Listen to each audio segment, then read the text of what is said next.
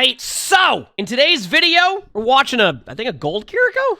No, silver Kiriko. I don't know. Silver, gold, let me look.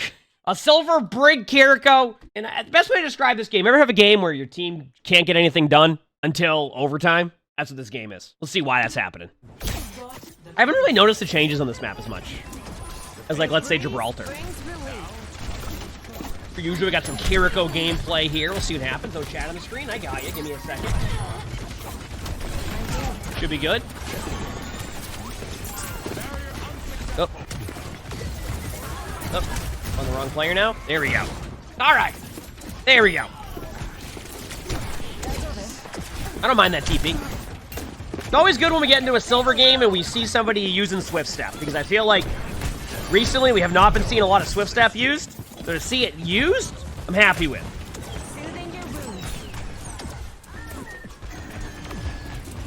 All right, so far your team is actually playing this well. So.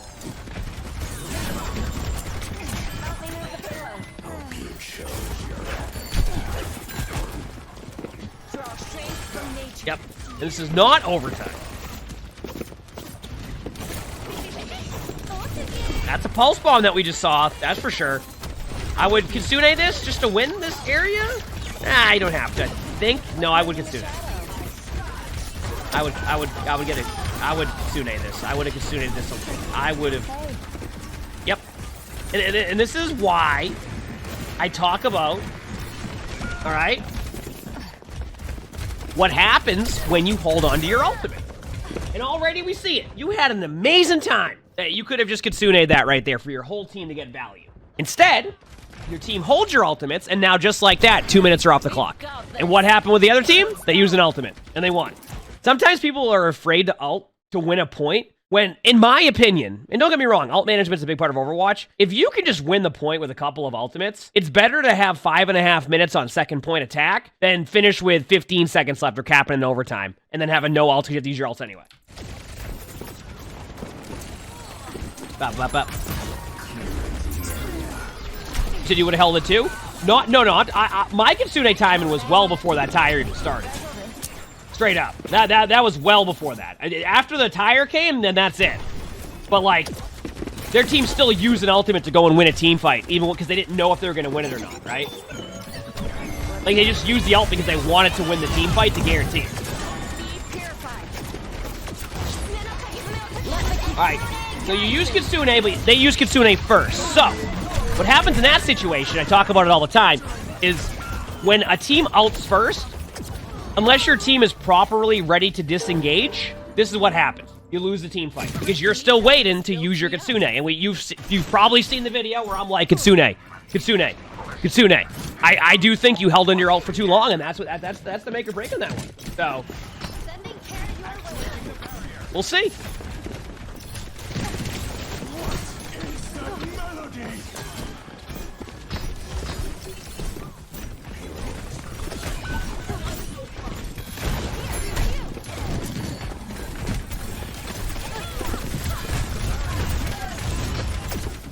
I'm watching.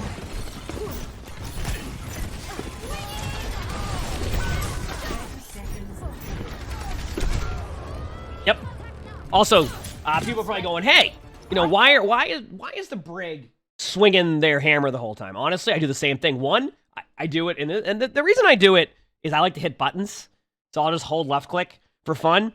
Two, if you're not really taking any damage, the amount of times I've actually accidentally procced Inspire while doing that's amazing. It just happens. I'll just accidentally hit somebody with it. But yeah, just to go back to this, there's now 7 seconds on the clock. Now, I think you're going to touch the point here unless you have the longest defense ever on the cart. But like, the point I'm trying to make is you could already be through second right now or working on second point. Like, well before, or instead, because the team saved ults and just waited there, this is what happens. This is what happens. So, hey, you got the point. You got the point, and that's what matters. But now, I just talked about it. Look how much time you have on second now, right? You have 2.5 minutes. And this is how you get caught up in that style of your teams always capping in overtime, is because when you don't take that early advantage on the timer, and you just try to, like, you be too patient with your ults, is what happens. Keep in mind, I also talk about it too with ulting. When you ult, it generally, the other team has to react. And sometimes just your ult alone will force out multiple ults. Maybe they ult 3 times, and you still lose when you use Kitsune, right? But like, at least it forces out multiple ults. And that's not, you didn't even get that opportunity, so. Now, I imagine your selection of Brig here was for the Tracer, is my guess.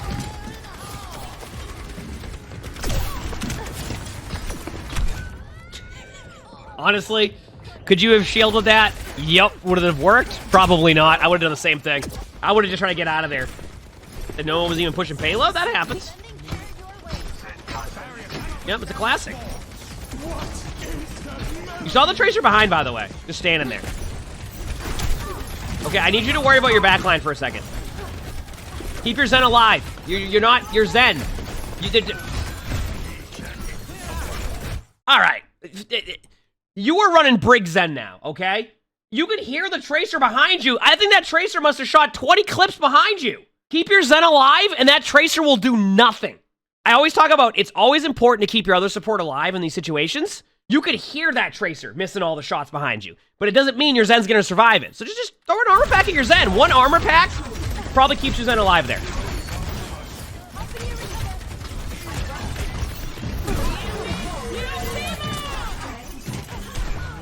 You can't shield the ultimate, just to point that out.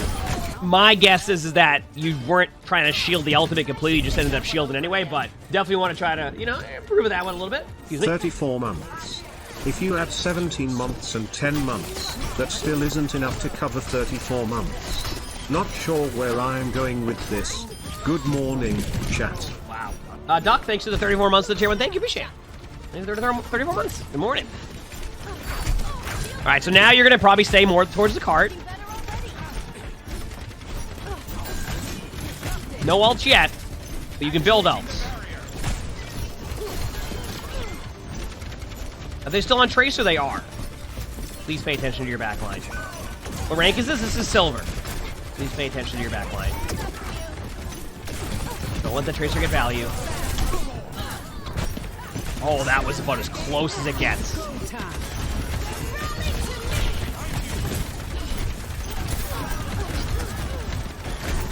No, keep your Zen alive. Keep your Zen alive. There you go. Nice. Still keep your Zen alive.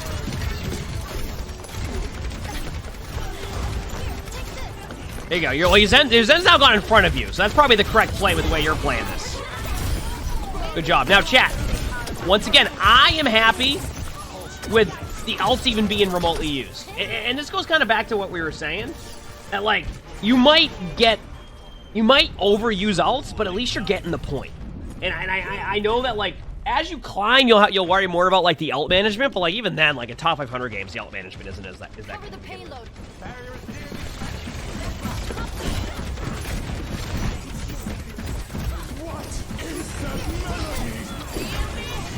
Okay, you saw the Tracer go behind. You saw the Tracer go behind. So there's only going to be on 2 people, you or your Zen. There you go. Nice job turning it around. I'd still... only other suggestion I have there is focusing on making sure your Zen is alive. But if you see that Tracer blink into your backline, right? Yeah, the cart's not going to stop that, just so you know. I was seeing how that one would go. If you see a Tracer blink into your backline, they're going to go for your Zen. 100%. And Tracers will go for Zens because Zen has that, what's it called? Has that hitbox that you can easily get. Be careful here. Back away, back away, back away, back away, back away. I mean, honestly, that's probably good that happened right there because the chance you didn't get out there in general.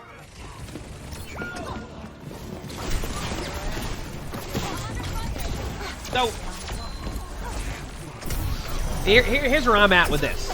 Okay, this kind of goes back to what we were talking about. You had no time on third because it all started at the beginning when your team, and this happens in every rank, where you try to be too patient with your ultimates, and you could tell the other team was always ulting when they had ult, and your team could never actually get anything going because they would consistently use ult, and you were either forced to counter ult or you lost the fight. So this is why we go back to the beginning of, like, Kitsune. So, anyway. And also, when you're on Brig, please focus a little bit more on keeping your Zen alive there. Don't get me wrong. Brig is a character you can play aggressive, but I'm telling you right now, as you climb, you'll see a lot of Brigs just keep their other support alive and then still pop off because it's impossible for the other team to be able to make that back to, like, It's a lot easier to be able to deal with everybody in front of you. That was amazing. Than it is to like have to turn around all the time. And if your team just shuts down that flank 4 or 5 team fights in a row, they're gonna stop doing it. Well, I mean, I'm not saying there's no guarantee they'll stop doing that, but chances are they'll start to like refocus on how they're gonna play, and then it becomes a lot easier.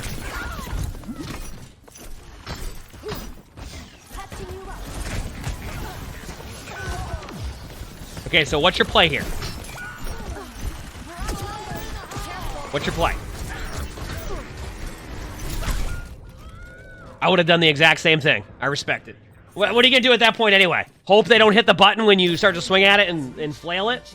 It happens. Don't stand still there, please. Be careful of standing still when they have sight lines on you. Now, I don't know who's typing to who here, but... Okay. This is Silver.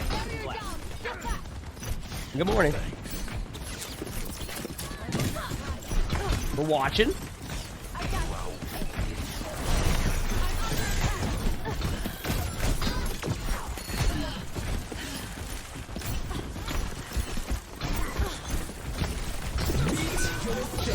Did anybody hear that sound in the background there?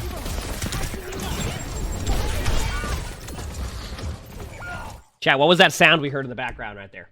All you could hear was a Tracer shooting clip after clip after clip. And at no point did you turn around to check if your teammates needed help, to check if the Tracer was shooting at you, any of that. And this is what I'm talking about. You're doing the right idea of proc and inspire as Brig. If you're going to go Brig to help with Tracer, then help your backline keep the Tracer alive. And if you want to play aggressive, that's fine, but also be ready to have to put yourself in a position to turn around and at least armor pack one person. Remember, armor pack has a burst heal.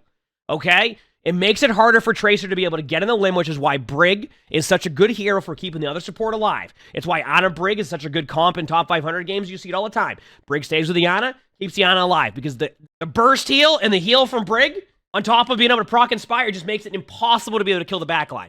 Now, I'm not saying it's going to be perfect. Every rank, can, I mean, even in top 500, like that comp can get rolled, right? But you're not even giving, you're not even turning around. All you hear is a Tracer. You got to start to at least balance that a little bit. You said it's worth noting you can drop shield and raise it again to shield pulse bomb. You can, yep. I've done that a few times and I end up pulse bombing. I end up getting hit by the pulse bomb. No, it does work. It's funny when I try to do it sometimes and I miss it. Be careful. Keep everybody alive. Nice job. That's the first step. Now wait. And good luck. I mean, your Brig ult can actually still win this fight. Believe it or not. Like supports are really strong. So like, also I want to point something out. And I know you're ultin. Nice job. I know you're ultin, by the way. But look at that. Tracer got no value. You kept the people alive around you, and Tracer got no value. You need to be careful here of swinging on this. Shield up. It blocks the Ramattra ult. Oh wow, your team lost that. Oh wait, no, did they win it? Is there a 1v1 on point? Your team won. Nice. Like in that situation, like just put your shield up. Ramattra can't do damage to your shield. Okay. Tracer has been dominated. There's a good chance Tracer has Pulse Bomb here. We know Tracer has Pulse Bomb, but whenever you play, like, you're not going to know the L charges we do like we do in Spectating, right? Okay. So what's your play here? Run at a Ramattra, who can swing through your shield. And then, yep, there we go. Okay. So let's talk about this again. You will not be able to 1v1 that Ramattra. That Ramattra will roll you. So if you run at a Ramattra while this is happening, what is going to happen? You will fall over. All right? Oh, I absolutely would have ran at a Ramattra like that. 1000%, but this is the best part about Spectating. All right, here we go. Send back to you. No, I'm saying Ramattra can punch through. Ramattra can. So just to talk about this very quickly.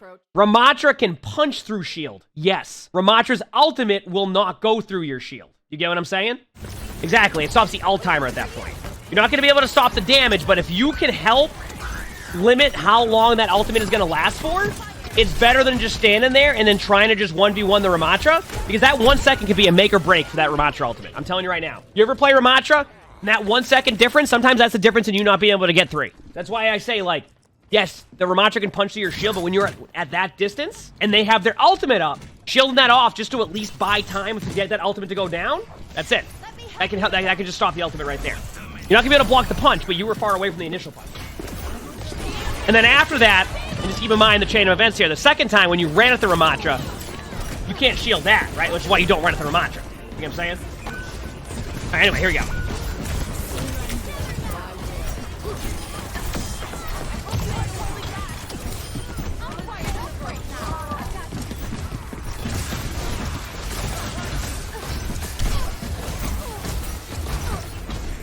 Good job, LOS in the ult. Nice.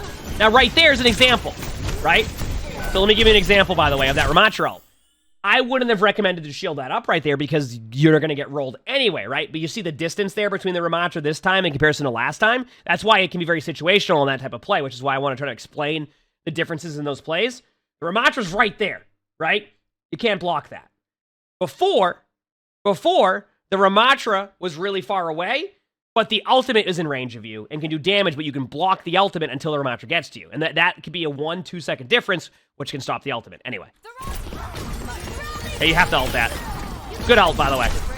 You had to ult that there. Otherwise, it's just game over. You might get rolled here because they have a tire running at you, but, like, you're doing what you can. Yeah. You had to ult that. Still going. Good job.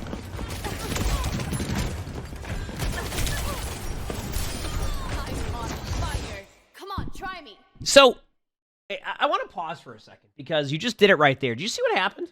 Do you see the difference in the value the Tracer can get there? Now, you're like, well, the Reaper was there in time. Yeah, but, like, your other support is there, too, when that happens. And that's what I mean by how, like, you turned around, and guess what? You turned back around the other way. Your tank's still alive. And believe it or not, say you do damage to the Tracer like you just did, you've now procced Inspire for your team. That still heals your team. You see? And that's why I want that to be a focus, because you did it there because you have no other place to go, so you're like, oh, I gotta keep my teammate behind me alive. Have that same focus the whole time. You don't need to worry about it right now, right? You know, there's no Tracer in your backline. See? I don't hear the shots of the Tracer. I haven't seen the Tracer blink by you. You're good. Play that aggressive style. Great. Huge grab. Nice job healing your teammates behind you. That's on your Reaper. That's not on you. Your team needs to back up.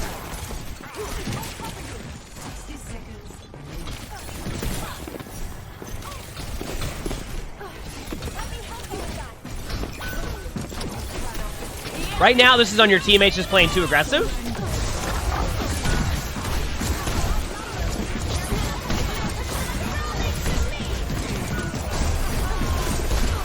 No.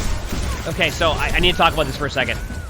Okay, listen, I would like you at that point to shield off the remaining part of that ultimate and then do whatever you want, because that getting rid of the ultimate can be key there. Your shield blocks that for everybody. The only way you're going to win that right there is if you can even remotely block that out. I know you're going to get punched through the shield, but you like have to shield the... you can't shield the... you want to shield off the Ramattra ultimate there to make sure you have that happen. Like, to make sure you can get the win. Anyway, let's head back to the game here now. Exactly. It can break the LOS of the ultimate. Exactly. Wait a second. Wait a second. The Reaper. Armor pack him. Wait a second. Did your team just win this?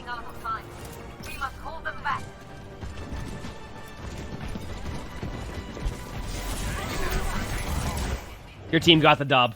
Let's go. The last second dub. All right. So, here's what we're going to talk about for a second while we go through this, to talk about this VOD. Two things. One, when you're on Kiriko at the beginning of the game, be more proactive with your ultimates. You hear me all the time talk about it, be proactive with your ultimates. You not being proactive there, I mean, it's not necessarily on you at that point either, because obviously your teammates can help with the ults there too, but like, you could Sune that. That's one of the best ultimates just to guarantee you get the point. That could have been the difference in you having this whole map capped. Second of all, when you play Brig, please keep your other support alive. It is okay to play aggressive, but you also have the opportunity to turn around and keep your other support alive. You can proc Inspire on a Tracer behind you. You can keep an armor pack. You will make it really hard for that Tracer to get in the limb if you're playing Brig. If you're going Brig, especially to go against the Tracer, then why aren't you even trying to help with the backline? I always talk about it. You keep your other support alive, it's going to go well for your team. If you like this video, make sure to the like button. Sub to the YouTubes, all three of them if you haven't. A lot of awesome videos in there. If you want to submit your own VOD, look in the description below. Your own spectating, look in the description below. My Discord's there. Follow everything in the description. Record these live on stream. You see the Twitch chat right there. It's always a good time. With that being said, hope you have an amazing day/night.